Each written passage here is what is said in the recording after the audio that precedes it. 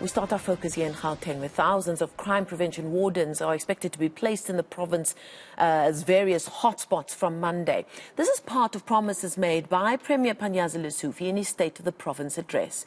He's committed his administration to fighting crime, lawlessness and vandalism. A parade for the wardens is also expected. eNCA's Aviwe Mtila joins us now live. Aviwe, I believe you find yourself in Cosmos City. Earlier today we spoke to you, you were in Eldorado Park, where it seemed while the news of these new members of the law enforcement battlefront lines has been welcomed, communication has been a little lacking ahead of them being deployed. Quite shocking, to put it quite frankly, Masal, because of course we know that this was announced by Premier Lesufi when he took the reins as the Premier of Gauteng. That's towards the end of last year. Of course, at the State of the Province also, it was reiterated that 6,000 boots would be on the ground. And we do know now that, of course, from tomorrow, as they're going to be patrolling from 10 o'clock, officially 3,200 of that 6,000 will be on the ground. And of course, we do know at the end of the month then, the rest that makes up the entire 6,000 will be on the ground patrolling the streets of Gauteng. They are supposed to be in each and every ward, but we do know now that they'll be monitoring 361 wards in the interim where the crime hotspots are. You know, notoriously, of course, over the years, Cosmos City is one of those crime hotspots. Let's speak to the CPF here, as they're supposed to be working quite closely with the CPF in terms of also getting the recruitment from these various areas. Let me bring in Thabo Serake. Thank you for joining us at eNCA. You are the patrollers commander in Cosmos City.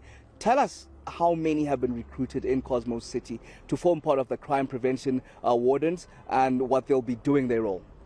Aviwe, you know the CPW program in Cosmos City. We just saw it on the internet and then on the posters that we will be having these wardens coming on the ground to patrol and stuff like that. But as to how many people were recruited in our community, I don't know much about that. I just know about them that they will be on the ground, and then as to how many people will be deployed at Cosmos City, I don't know about that. All I know is that anything to do with the patrolling and then making sure that we bring the crime down in Cosmos City. That's a bit confusing. I mean, it was clearly stated that the CPF will be working closely with the police as well as these crime prevention wardens to combat crime. The recruitment would come from these various wards as they're supposed to be people that know the area quite extensively. So you're telling me that no communication whatsoever about the deployment of them? Do you know that, in fact, they're coming on Monday? Well, up to this point, we haven't received any communication that the crime prevention wardens will be down in Cosmos City to come and assist us into barricading crime in Cosmos City. Because we as CPF, we work with subs every day to make sure that we bring crime down to at least to manage crime. Anyway, we cannot stop crime, but we can always try to minimize it. Let me bring in this gentleman also from the CPF. Just your understanding about the crime prevention wardens. What is supposed to be their role? You're part of the CPF as well. All right. No, thanks. My name is Mr. Michael Majola. I'm part of the leaders for Extension 7 community leaders. Just to give you some bit of context, we have not got any official communication to say there will be some crime prevention that will be taking place next week, as you've just alluded. So I believe that in this case, we normally communicate with our ward councillor. So in this instance, we have not got any information. So I believe that there's some communication breakdown. But I believe that obviously we'll have to engage the councillor so that in the near future he communicates with us timeously so that we are able to prepare. But just to give you also some bit of context, as you've just spoken to Thabo. So part of the crime mechanisms that we brought up as the Extension 7's leadership was to bring in neighborhood watch because crime was very high. And ever since these guys came on the ground, the crime levels are very low. And we've got a very good working relationship with the station commander. So also the station commander hasn't given us any information to say this is what's going to be taking part.